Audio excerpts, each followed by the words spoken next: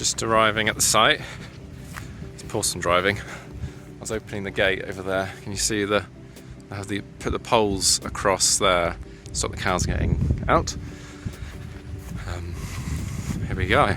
It's been quite a while, like almost 2 weeks since I was here because we had to quarantine because we spend a lot of time when we got COVID. But yeah, it's looking good. They're working on some more fencing for ponds 3 and 4 because we're making an order for fingerlings soon. But, you can see they're full of water. It's fantastic. So one of the exciting things today is that the fish are now big enough to take this fish feed. This is the fish feed that we've got. It comes in different sizes. This is actually 2mm feed. You see there at the bottom it says 2mm feed, up here 2mm. So the pellet's 2mm in size. So it's slightly less in protein on the feed because they're a bit older, they need less. But it's exciting that they need it because it means they're bigger. So their mouths are big enough to swallow 2mm, not 1mm, which is what they're having. But it also means that they're older, and bigger in size. So that's fantastic. It's a bit cheaper 2mm feed than 1mm because it's got less protein in it. So we save a bit of money on that. But yeah, good progress. Pleased that they're taking that already. We're hoping to sample this afternoon, as in collect a bunch of fish and weigh them, bought some scales, use the Amazon equivalent here in Uganda to get them. Took 4 weeks to arrive, and when the scales arrived, and the post office wouldn't accept the package because we don't have an address that anyone can find. So I sent it to the post office, but they wouldn't accept it. And then eventually they did. Anyway, got the scales, can measure the fish properly. Hey, I'm excited to see how we're doing. But you can see that the fence that they've built is doing well.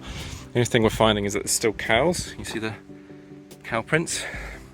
And what they do is they come in and they break the net. Having a few issues still with the cows, but what we're doing is we're getting some barbed wire, which we're going to run just along the perimeter, and that will stop the cows coming in. So yeah, anyway, the order of the day, those poles up there, putting them in to start netting these ones so that when we do put the fingerlings in 2 or 3 weeks, there's no predators to get them. Progress is going well. I think you can tell I'm pretty excited to be here. Absence makes the heart grow fonder, and it's been, like I say, almost 2 weeks since I've been here, and I've really missed it. Love coming here. It's just so good to see all the progress. So that's what we're doing today. Our barb dryer's arrived on a bodder. This is the custom. Okay. This is for above the wire. All right, you put that across. Yeah. But again, this one we're going to leave it. Anyway, this is the only problem. You get things you don't need if you get a bodder. Of course, we can keep it. So Ronald's just putting plastic around the base of these poles so that they don't rot as quickly, ants don't get to them, etc, etc. It's the same stuff we used to line the ponds actually, so we needed one to repair pond 3. So we used a bit just to repair that side, and this is the leftover stuff, so it feels quite efficient. So you hammer it in like that, and then you wrap it round and tie it there at the bottom. So, fantastic day. Come and see the ponds. We basically give you a little progress update. We finished ponds 3 and 4, which is amazing. It's taken a lot of extra time, maybe an extra month past when I thought they'd be ready. But to be honest, we're ahead of schedule because we'd hoped to stock in September originally, before I came out, and we stocked the first ponds 1 and 2, waited for that in June. So these are actually going to be stocked in September, so it's fine. But you can see this one, the level wasn't quite right, so I spent a lot of time extra digging. It's now looking quite good. The water level this end is a bit shallower. You can see the water where the water was before. That's where we're going to have it originally, but because they're still dry, they're still absorbing a lot of water. They'll stabilise over time. We stopped the water coming out here, and we've put it coming out of pond 3 here. This one is quite brown, you can see, because it's only been filling for the last 4 days. And this bit here is where they had to repair it. So they had to take the sacks out and put the polythene back again, because there was some, anyway, it was leakages basically. It probably wasn't folded quite properly.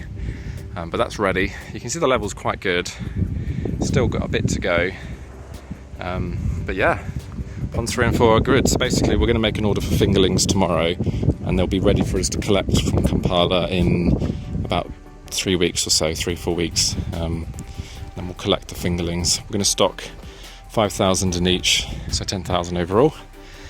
Yeah, pretty happy with that.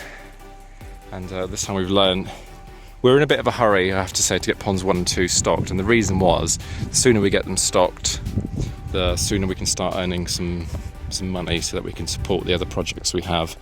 But we've managed to do things a bit more properly with ponds 4 and 3, in the sense that we're actually going to fence them before the fingerlings arrive, so there'll be no predation whatsoever from the birds. But yeah, looking good. The hatchery ponds are also ready, you can see in the distance. Those are the male and female ponds.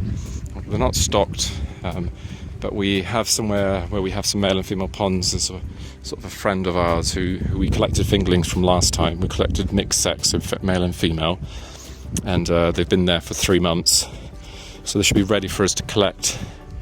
They'll be sort of ready for sexual maturity basically, so they can start reproducing at 3 months. So within the next month or so we'll hope to stock those with males and females, and then we can test our first batch of hatchlings and see how they do. But yeah, so you can see, short distance I was away, they've put the poles up. It doesn't take long, and then you just pack the dirt down, keep them in place. This is for the barbed wire fence basically that's going to go around the ponds to stop the cows, and sort of mark it out so people don't come onto the land and start cutting grass like they have been doing. So yeah, that's the progress. So the other thing that we are working on at the moment is a shelter for Ronald, who stays here full time. He's employed here.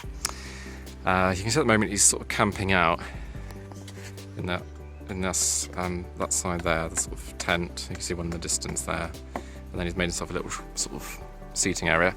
But of course that's not great, and I feel a bit bad, to be honest, because he's been like that for 3 or 4 months. But he seems fairly happy. It's good.